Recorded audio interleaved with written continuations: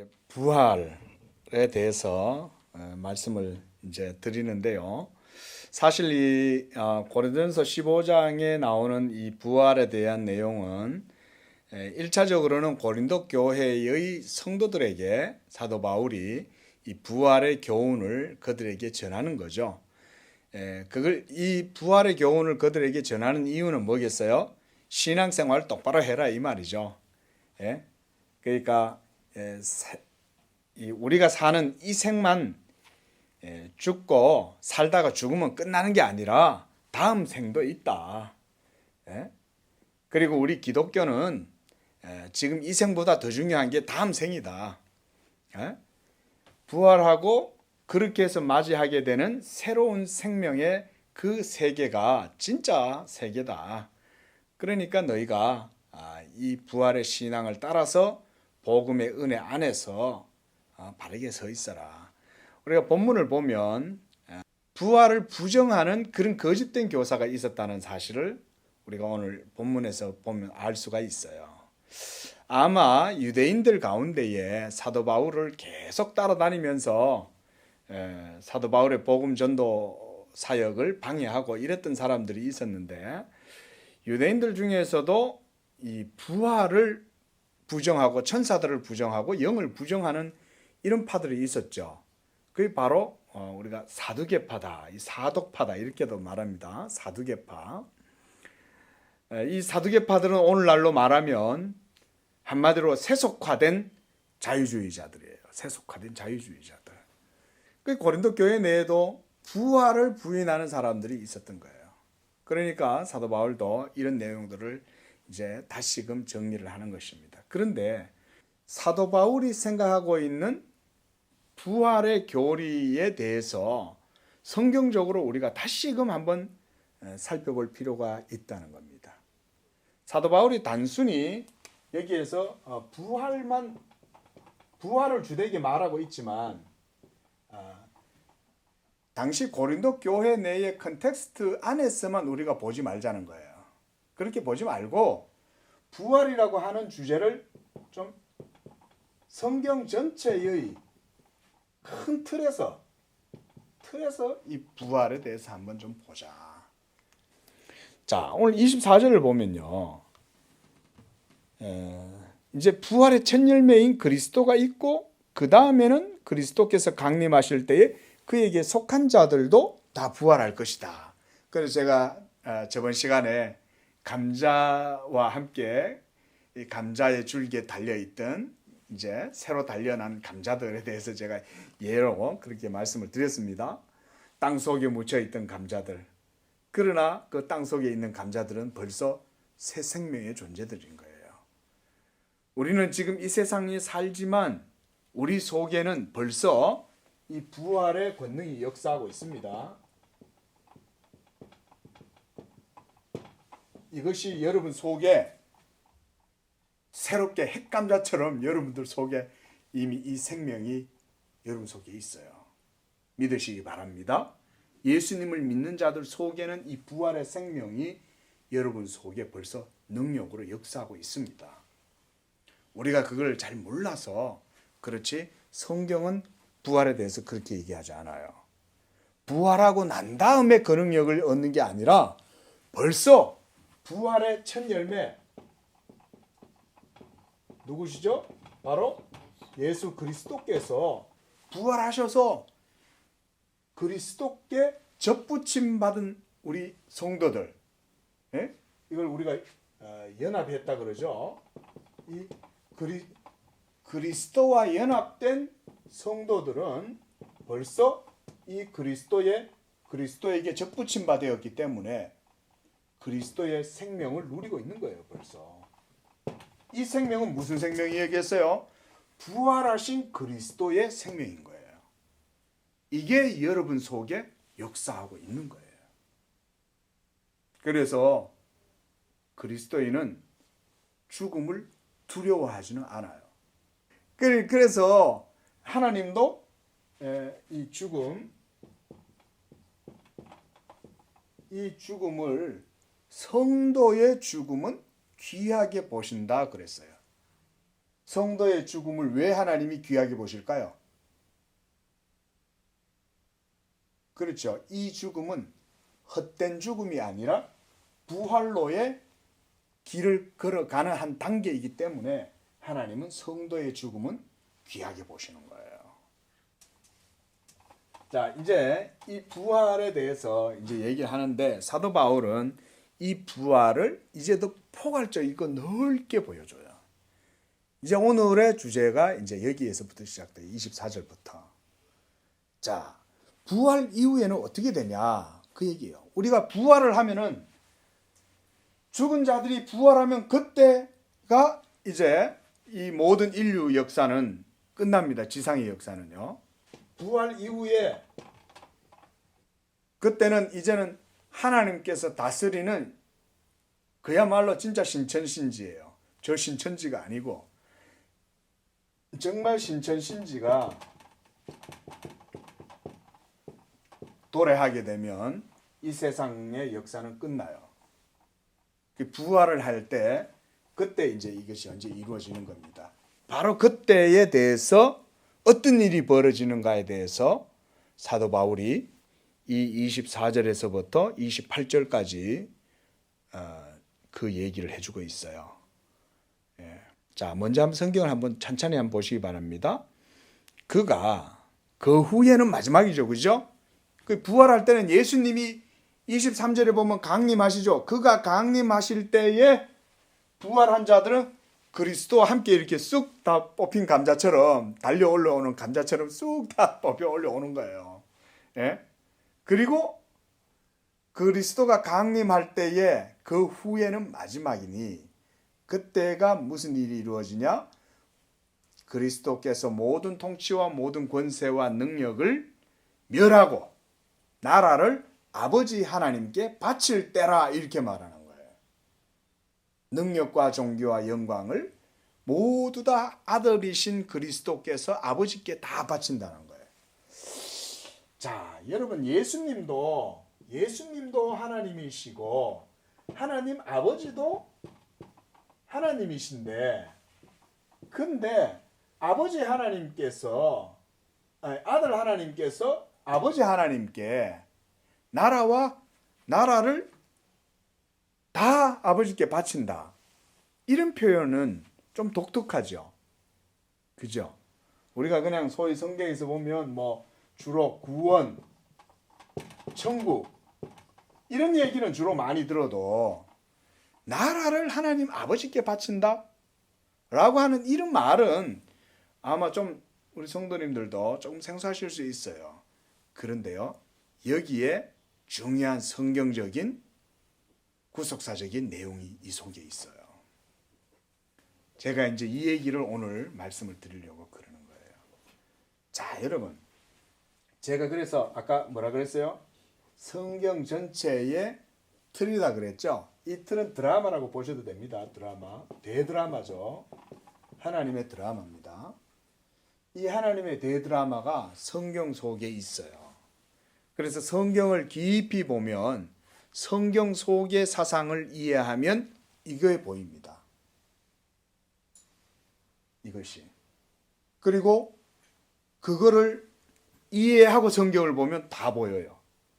아, 그래서 예수님이 이렇게 얘기했고 사도들이 이렇게 얘기한 거였구나 라고 하는 내용들이 거기에서 이제 이렇게 딱 오버랩이 되는 거예요. 매치가 딱 돼가지고 이해가 되는 거예요. 자, 그러면서 25절 보면 그가 그 모든 원수를 그의 발 아래 둘 때까지 반드시 왕노로 다시리니 맨 나중에 멸망받을 원수는 사망이니라 라고 합니다. 자, 이제 한번 성경을 한번 우리가 찾아보도록 하겠습니다. 시편 우리가 110편 1절을 한번 찾아보십시오. 시편 110편 1절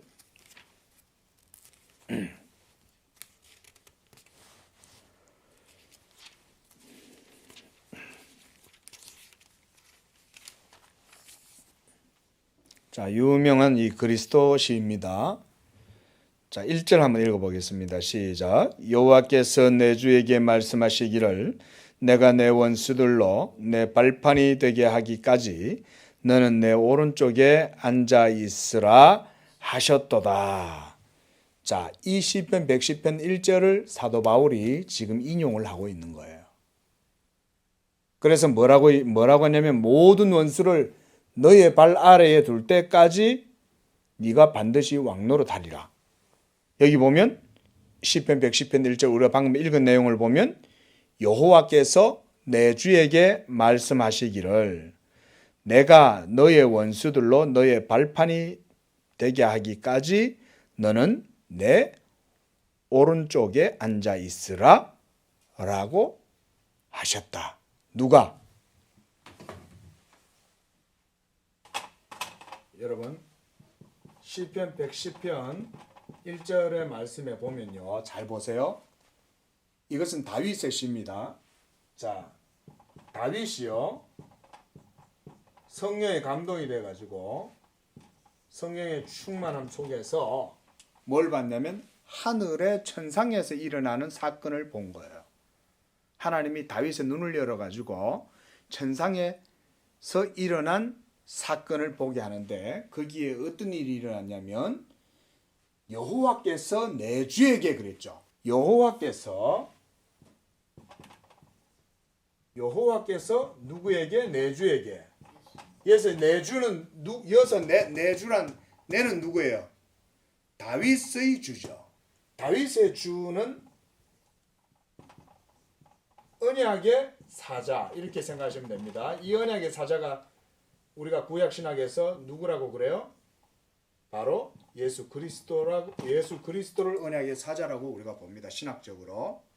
그러니까 시편 110편 1절의 내용을 다시 정리해 보면 이래 되는 거예요. 다윗이 하늘을 바라보니 여호와 하나님께서 다윗의 주님이신 언약의 사자 예수 그리스도에게 일단 또 이 그리스도는 하나님의 아들이겠죠. 그렇죠? 하나님의 아들에게 말씀하시더라는 거예요. 뭐라고 말씀했다는 거예요? 에? 모든 원수를 너의 발 아래에 둘 때까지 너는 내 오른쪽에 앉아 있어라. 하나님 보좌 우편에 앉아 있으라. 이 얘기를 했다는 것입니다.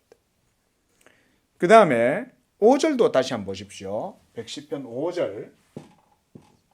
자, 시작. 주의 오른쪽에 계신 주께서 그의 노하시는 날에 왕들을 쳐서 깨뜨리실 것이라 그랬습니다. 자, 주의 오른쪽에 계신 주. 자, 여호와도 주님이십니다, 여러분. 주의 오른쪽에 내 오른쪽에 앉아 있으라 그랬으니까 이 주, 예? 이 언약의 사자이신 하나님의 아들 예수 그리스도. 이분은 이 주님은 오른쪽이죠. 오른쪽에 계시죠. 주의 오른쪽에 계신 주께서 그의 노하시는 날에 그러니까 이 주님이 이 언약의 사자가 노하실 때에 어떻게 하신다고 그래요? 왕들을 쳐서 깨뜨리실 것이다 그러잖아요. 왕들을 쳐서 깨뜨리신다. 그런데 오늘 우리가 읽었던 24절 다시 한번 읽어보십시오. 24절 시작. 그 후에는 마지막이니 그가 모든 통치와 모든 권세와 능력을 어떻게 하신다 그래요? 멸하신다는 거예요. 자, 방금 우리가 읽었던 시편의 내용과 같아요, 안 같아요? 같죠. 시편에서도 똑같이 왕들을 쳐서 깨트린다 그러잖아요. 그 왕들이 누구예요? 통치자, 권세자, 능력자들. 그들을 그리스도께서 멸하신다는 거예요. 멸하실 때 어떻게 멸하시겠어요? 하나님께서 그냥 막 힘으로 강력한 하나님의 팔의 힘으로 그냥 물리적인 힘으로 하셨을까?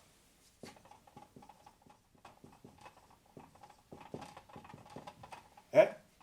이기셨다. 근데 이걸 어떤 방식으로 이기셨냐? 물리적 방식으로 이긴 게 아니라는 거예요. 영적인 방식으로 이기셨는데 이 영적인 방식이 바로 진리의 방식이죠. 자, 진리의 방식으로 하나님께서 이 모든 권세자들을 이기신 거예요. 그 어떻게 이기셨냐고. 이 방식이 뭐겠어요? 이 진리의 방식이 뭐예요? 하나님의 진리의 방식이 예수님을 부인하고 하나님께서 진리의 방식으로 모든 통치자들의 모든 권세와 능력을 다 멸했다 그랬거든요. 그게 아들의 방식으로 그러니까 그 아들의 그렇죠. 아들의 방식인데 구체적으로 어떤 것? 우리가 성경 속에 나오는 표현이면 어떤 표현이 있어요? 예, 고린도전서 우리 다시 1장으로 한번 들어가 봅니다. 자, 1장 18절 시작. 십자가의 도가 멸망하는 자들에게는 미련한 것이요 구원을 받는 우리에게는 하나님의 능력이라. 그다음 24절 시작.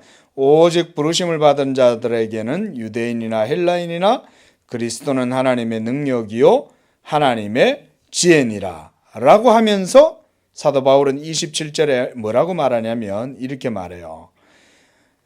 하나님께서 세상에 미련한 것들을 택하사 지혜 있는 자들을 부끄럽게 하고 세상에 약한 것을 택해서 강한 것들을 부끄럽게 하시고 이러면서 하나님께서 십자가로 이와 같이 행하셨다. 자, 예수 그리스도는 맞아요. 하나님께서 진리의 방식으로 했다고 할 때는 이 진리는 바로 예수가 하나님의 진리니까. 그런데 구체적으로 보다 더 구체적으로 하나님이 어떤 방식으로 했냐라고 말할 때는 그리스도의 인격보다는 이때는 사역이죠. 인격보다는 사역을 말하는 거예요. 방식은. 예? 진리는 예수 그리스도라면 방식은 사역을 의미합니다. 그러면 그 사역이 뭐겠냐? 바로 십자가라는 거예요. 십자가로 예수님께서 모든 권세를 멸하시는 거예요. 이게 하나님의 놀라운 방식인 거예요, 여러분. 그러니까 십자가를 우리가 그래서 하나님의 지혜요, 하나님의 능력이라고 얘기할 때 하나님께서 바로 그 십자가에 달려 죽으신 예수 그리스도 그 십자가로 모든 권세자들을 멸하시는 거예요. 이거를 세상의 지혜가 절대로 이해를 못하는 거예요. 이 하나님의 진리의 방식, 이 영적 방식을 세상의 지혜로운 철학자들과 지혜로운 현자들과 이 세상의 권세자들과 그들은 도무지 이 지혜를 몰랐어요. 그래서 2장 6절 보세요. 사도 바울은 계속 그 얘기를 합니다. 우리가 온전한 자들 중에 지혜를 말하노니 이는 이 세상의 지혜가 아니요 또 이 세상에 없어질 통치자들의 지혜도 아니요. 그렇죠? 통치자들의 지혜가 아니에요. 그리고 8절 보십시오. 이 지혜는 이 세대의 누가? 통치자들이 한 사람도 알지 못하였나니 만일 알았더라면 영광의 주를 십자가에 못 박지 않았을 것이다. 빌라도가 이걸 알았으면 유대인들이 아무리 와서 그래도 안 했겠죠. 근데 빌라도 눈에 예수는 어떻게 보였어요? 그저 한 마리 정치적 희생양에 불과했던 거예요. 그렇겠죠.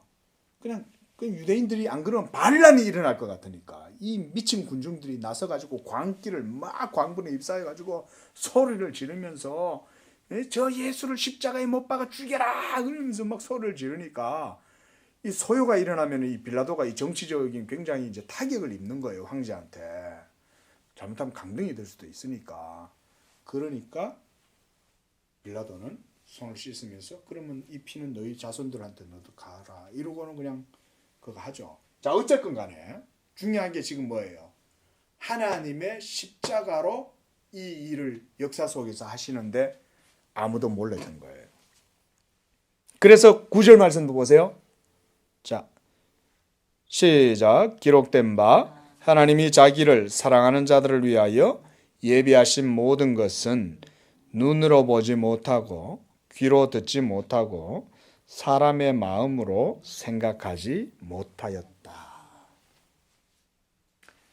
하나님께서 이런 방식으로 하나님의 대구원의 이 드라마를 이루실 것이라는 사실을 이 세대에 그 누구도 몰랐다는 거예요.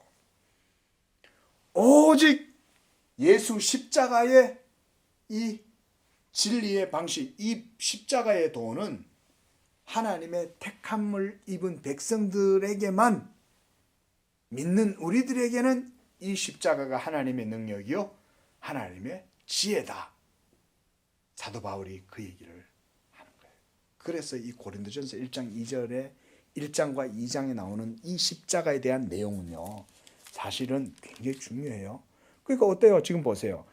고린도전서 1장, 2장을 우리가 진작에 했지만 오늘 15장에 와가지고 다시 이게 연결이 되잖아요. 네?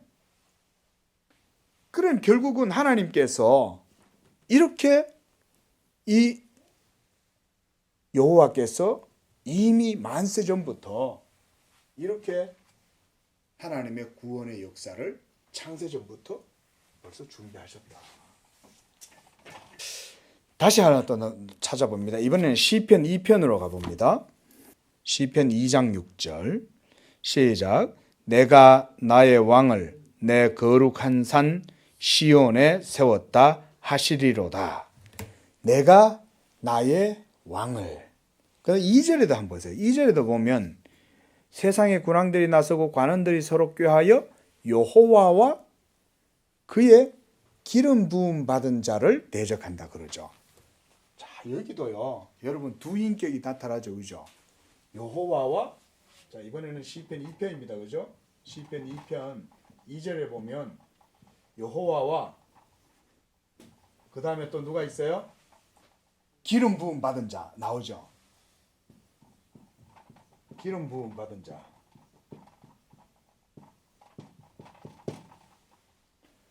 그 다음 6절에도 내가 나의 왕을 이렇게 말합니다. 그렇죠? 내가 나의 왕을. 자, 그 다음 12절 한번 보십시오. 죄송합니다. 7절에 보면 여호와의 명령을 전하노라 라고 하면서 여호와께서 내게 이르시되 너는 내 아들이라 이렇게 말하는 거예요. 자, 여기서도 7절에서도 여호와께서 너는 내 아들이라 이렇게 말하는 거예요.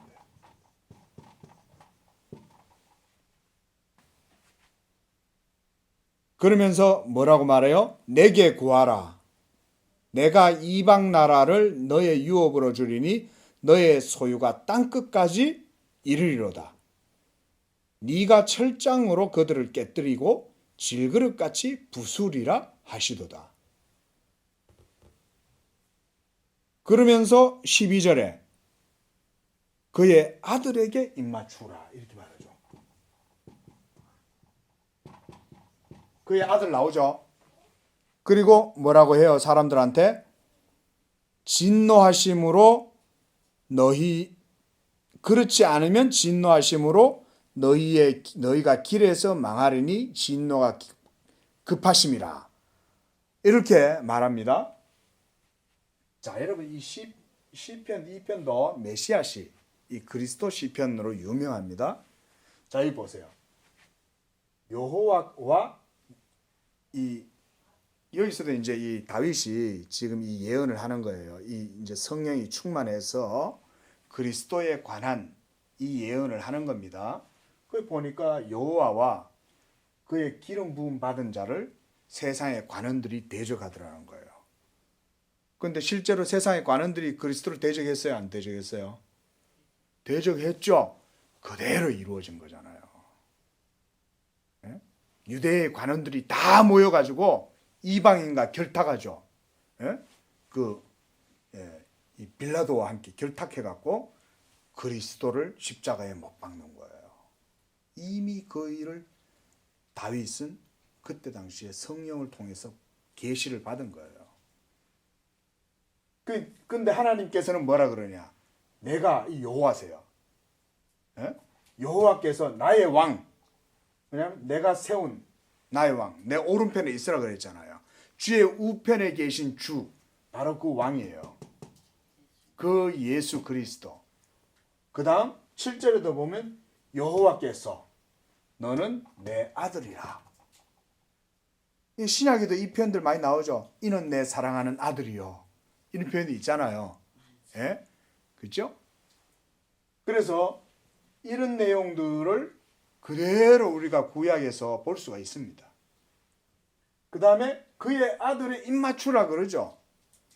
왜냐하면 이 아들이 장차 모든 인류 역사의 대드라마의 주인공이요 심판자가 되기 때문에 그의 진노가 급하시기 때문에 그의 발 앞에 무릎을 꿇고 빨리 항복해라 이 말인 거예요. 그를 대적하지 말라는 말이에요. 그리스도를 대적하지 말고 그의 아들의 그의 아들이 발에 입 맞추어라. 발에 입 맞추려면 어떻게 해야 돼요? 서서 입 맞출 수 있습니까? 무릎을 꿇어야죠. 그죠? 그래서 오늘 보면 27절 보면 만물을 그의 발 아래 두셨다 이렇게 나오잖아요. 여러분 이렇게 하나님께서 모든 능력과 영광과 권세들을 다 그리스도의 발 아래 무릎을 꿇게 해서 그리스도로 하여금 모든 이름 위에 뛰어난 이름이 되게 하셨을 때 그때 아들은 모든 만물을 자기 발 아래 자 28절 보세요. 그때가 되면 28절에 시작 만물을 그에게 복종하게 하실 때에는 아들 자신도 그때에 만물을 자기에게 복종하게 하신 이에게 복종하게 되리니 이는 하나님이 만유의 주로서 만유 안에 계시려 하심이라. 이게 사실은 클라이막스인데요. 자, 근데 거기에 뭐라고 나와요?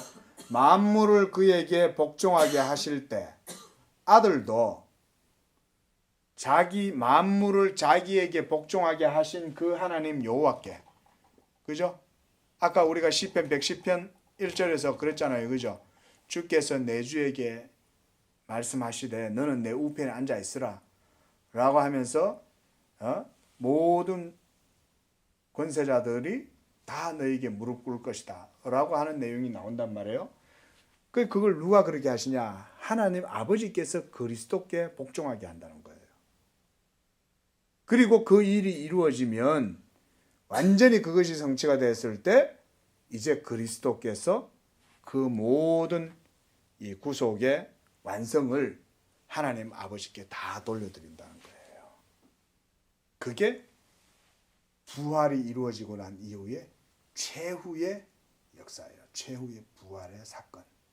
자, 우리가 부활을 합니다. 새롭게 부활을 했으면 부활하고 난 다음에 28절의 사건은 한참 후에 일어날 것이다. 아니죠.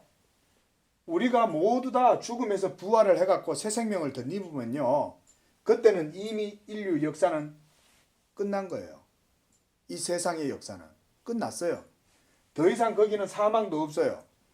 그리고 부활 이후에는 심판이 있다 그랬죠. 성경에는. 그죠? 그래서 심판이 있고 이 심판도 여러분 이 시간적인 순서에 의해서 다 된다기보다도요. 하나님의 권능에 의해서요. 순식간에 이루어집니다. 뭐 하나님의 우리가 국문장이라 그러잖아요. 하나님께서 다 이렇게 하실 거 아니에요. 그때 악인도 부활하고 선인도 부활합니다. 부활하고 난 이후에 하나님의 이 심판의 권능이 예수님의 심판의 권능이 이루어질 때에 벌써 뭐 따지고 자시고가 없어요. 하나님 앞에서 변명하고 자시고가 없어요. 이미 하나님의 영광의 권능 앞에 모든 죄인들의 지나간 모든 삶이 한순간에 다 드러나는 거예요. 하나님이 일일이 한 사람 한 사람 불러놓고 다 묻겠어요? 그러시지 않는 거예요. 한순간에 거기에 있는 지구상에 지금까지 살았던 아담에게서 태어난 모든 사람들이 단번에 심판을 다 받게 됩니다. 심판이 끝나고 나면 그들은 지옥에 갈 것이고 하데스에 가겠죠. 지옥. 의인들은 천국에 갈 거 아니에요. 그러면은 이때 이들은 모두 다 지옥에 가고 천국이 이루어질 때 이 천국은요 신천신지가 되는 거예요. 새 하늘과 새 땅이 동시에 온 세계 가운데 이루어지면서 지난주에 말씀드렸죠. 부활을 되고 새 생명을 얻어서 우리가 완전 최후의 부활의 상태가 이루면은 이 세상에 뭐가 없어진다고 그랬습니까?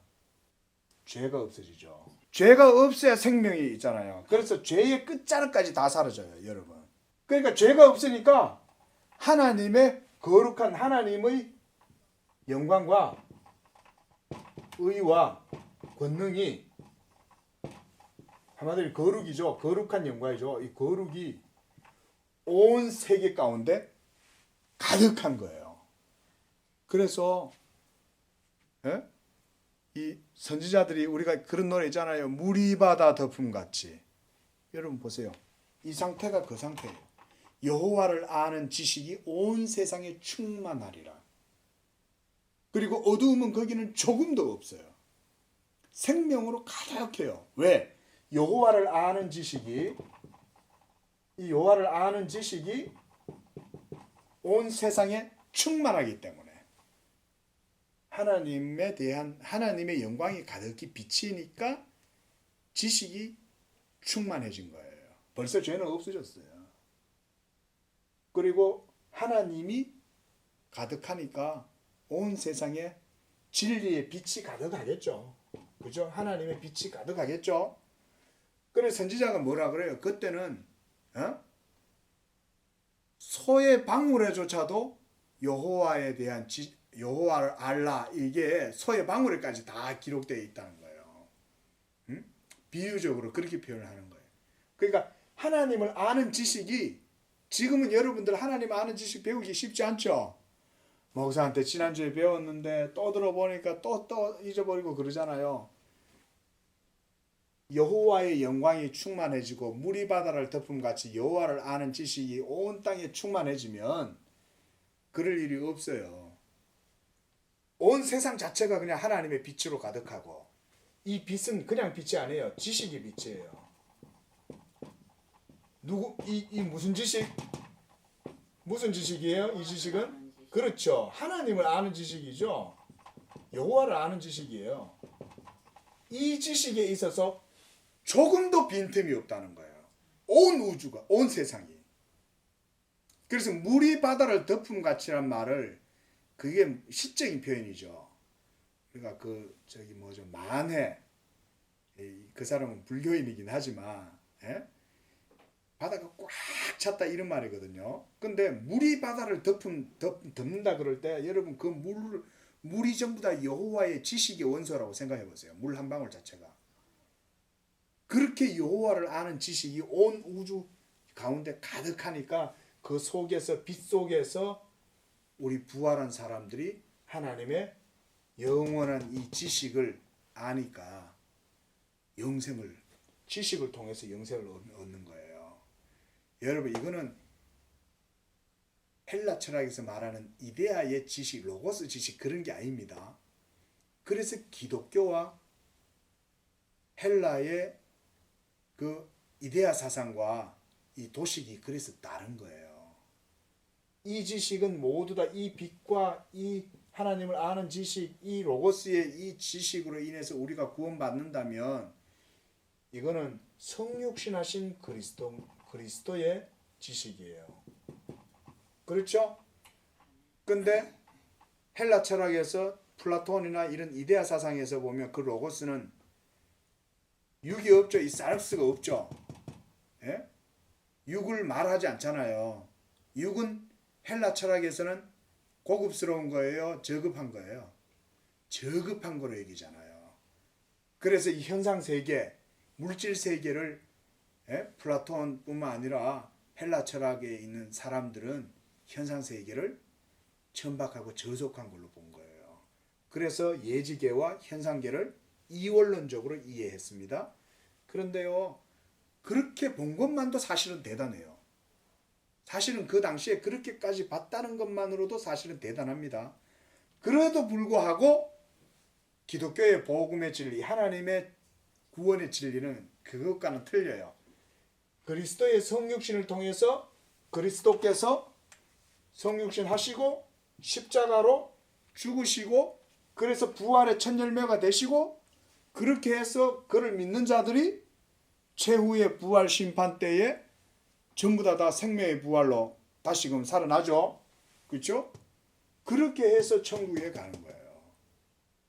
그 우리 이데아 사상하고 다른 거예요. 이게 보면 비슷해 보여도 절대 그렇지 않아요. 중요한 거 설명을 드리는 겁니다. 그러면 이때가 되면 이 천국은 그러면 어떻게 되겠냐? 그 얘기가 여기에 이제 28절에 나와요. 보세요. 뭐라고 말했어요? 제일 마지막에 하나님이 28절에 만유의 주로서 만유 안에 계시려 하심이라. 만유라는 말은 하나님이 창조하신 모든 세계를 다 포함하는 거예요. 이게 all things라고, all things, 모든 이 모든 세계가 하나님이 만유의 주로서 만유 안에 계시려 하십니다. 그렇게 되면 하나님께서 창조하신 이 모든 세계 있죠? 이게 바로 모든 세계잖아요. 이 모든 만유라 그래요. 하나님께서 자기가 창조하신 이 모든 만유 속에 만유의 주가 되려 하십니다. 하나님이 만유의 주가 되면 이 모든 세계는 어떻게 돼요?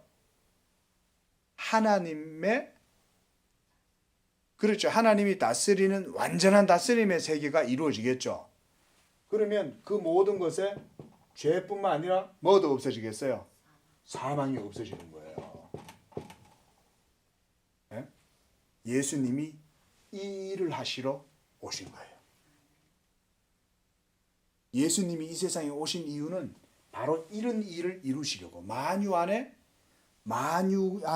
하나님이 만유의 주로서 만유 안에 계시려고 예수님이 그 일을 하시려고 이 세상에 오신 거예요. 예수님이. 그렇게 해서 예수께서 십자가로 모든 죄와 사망을 하나님의 아들이 자기 몸으로서 모두 다 이거를 십자가에서 다 멸하는 거예요. 이걸 상상이나 하겠어요, 여러분? 그러니까 이 십자가의 권능이 믿지 않는 사람들한테는 조롱하고 막 이렇게 보여도 지금 보세요. 하나님이 이 대구속의 드라마에서 이 십자가가 얼마나 큰 능력입니까? 죄와 사망이 이 만유 가운데 있는 저주의 모든 쓴뿌리가 이 죄의 끝자락까지 십자가가 싸그리다 도말하는 거예요. 그 죄가 없어지니까 사망이 자동적으로 사라지겠죠. 그래서 그리스도가 이 모든 사망을 삼키는 거예요. 자, 이제 다시 한번 고린도전서 15장 말씀만 다시 한번 보십시오. 자, 우리가 26절 보면 맨 나중에 멸망받을 원수는 사망이다 이렇게 말하죠. 그죠? 예? 자, 그다음 이 54절 우리 뒤쪽 한번 이건 이제 다음 주에 이제 보겠지만요. 자, 54절 한번 보십시오. 사도 바울이 이렇게 표현해요. 이 썩을 것이 썩지 아니함을 입고 이 죽을 것이 죽지 아니함을 입을 때에 뭐라고 말해요? 사망을 어떻게 삼킨다는 거예요. 뭐가? 이 썩지 않을 것이 이 부활의 생명이 그리스도 부활의 이 생명의 생명 능력이 부활의 생명 능력이 사망조차도 어떻게 해버린다는 거예요? 삼켜버린다는 거예요. 사도 바울이 그렇게 표현하는 거예요. 그리고 또 뭐라고 말해요? 55절에 사망아. 사도 바울이 그래서 담대하게 선언하는 거예요. 사망아 너의 승리가 어디 있냐? 사망아 네가 쏘는 것이 어디 있냐?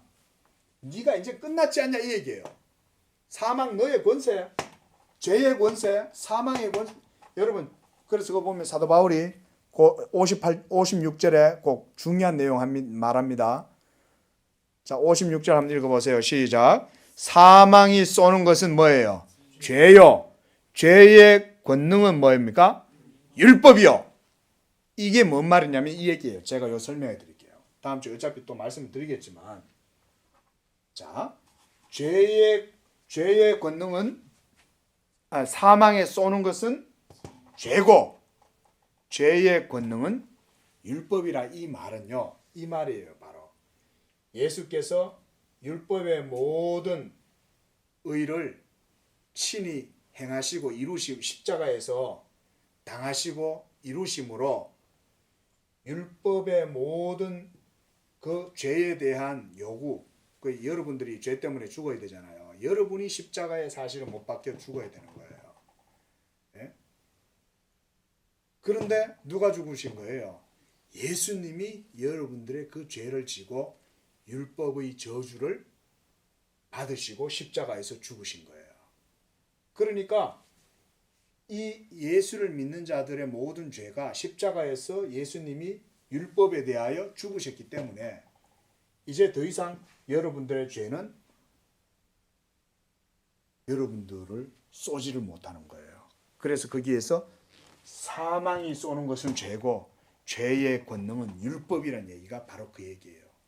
그래서 예수께서 십자가에서 모든 율법의 마침이 되고 자기의 고난과 죽으심을 통해 가지고 이 모든 하나님의 율법의 의를 이루심으로써 모든 죄가 거기서 사하게 되고 이 죄가 없어지니 사망도 없어지는 거예요. 그리고 본인이 죽어버리셨잖아요. 그러니까 그리스도께서 죽으셔야 돼요. 죽으셔야 이 사망까지 싹 다 본인이 짊어지고 완전히 자기의 죽으심으로 죽음을 죽이시는 거예요. 한번 따라하겠습니다. 자기의 죽으심으로 사망을 죽이셨다. 이게 오늘 사도 바울이 여기에서 얘기한 54절에서 얘기한 바로 그 사망을 삼키고라고 하는 그 의미예요. 예수님의 죽으심이 결국은 율법에 대하여 죽으셨기 때문에 율법의 모든 마침이 십자가에서 이루어졌으므로 여러분들을 향해서 쏘는 모든 죄의 정죄가 율법의 정죄는 죽음이잖아요. 죄가 있으면 죽잖아요. 그죠? 그 죄가 십자가로 완전히 다 소멸되는 거예요. 그래서 그리스도의 죽으심이 우리의 사망을 삼키게 된 거예요. 그래서 삼키고 난 다음에 그리스도도 죽은 상태로 가만히 있으면 안 되겠죠. 그리스도가 사망을 완전히 다 자기의 죽으심으로 삼켜가지고 없애버리시고 다시금 부활하신 거예요. 그렇게 해서 그리스도가 부활하시고 최후에는 어떻게 되겠어요? 이제 만유를 이제 부활하신 그리스도가 승천하셔서 지금 이제 하나님 보좌 우편에 계신단 말이에요. 그럼 구약에 아까 우리가 읽었던 그 모든 예언이 다 성취가 된 거예요. 그죠? 예? 이제 어떻게 되냐? 아직은 그리스도의 재림 때까지 기한이 남아있지만 그리스도가 재림하실 때 부활이 이루어질 것이고 악인의 부활, 의인의 부활이 동시에 이루어집니다. 살아있는 자들은 죽지 않고 그대로 부활합니다. 여러분. 예, 그 믿지 않는 자들도 산채로 그냥 이렇게 심판받고 그렇게 되는 거예요. 그렇게 해서 심판 이후에는 이 모든 죄가 다 제거되면 죄인들도 있을 수 없잖아요. 하나님의 신천신지에는 죄인들도 있을 수 없어요. 그리고 이들에 대한 하나님의 영원한 판결이 바로 형벌이 영원한 지옥 형벌입니다. 그리고 예수를 믿은 자들은 이와 같이 영원한 하나님의 나라를 들어가는 거예요. 여러분이 들어간다는 게 아까 얘기했던 신천신지에 우리가 들어간다 그 얘기입니다. 그 어떤 장소에 이동을 해가고 휴가가 돼가 들어간다 이런 상상하지 마세요. 네? 휴가가 돼서 들어가는 것이 아니라 그리스도께서 오심으로 인해 가지고 이 모든 세계 자체가 싹 다 죄가 없어져요. 모든 죄가 다 멸해지고 사망의 그림자도 다 사라지고 오직 무리바다를 덮은 같이 하나님의 영광을 아는 지식이 온 세상에 가득해지는 거예요. 그 부활의 영광이 온 만육 가운데 막 뻗치니까 이 부활의 기운이, 생명의 기운이 미치지 않는 곳이 없는 거예요. 요한복음 17장 한번 가보겠습니다. 요한복음 17장 1절에 보면요, 예수님이 이런 말씀을 하세요. 자, 중반절요. 아버지여 때가 이르렀사오니 아들을 영화롭게 하사 아들로 아버지를 영화롭게 하게 하옵소서. 자, 이 17장의 기도는 예수님이 잡혀 죽으시기 바로 전에 이제 하는 기도예요. 그러니까 이 십자가의 대우주적인 이 역사적 사건을 지금 행하시기 바로 전에 예수님이 하나님께 이 기도를 하는 거예요. 뭐라고 기도했어요? 아버지요. 어떻게 됐다는 거예요?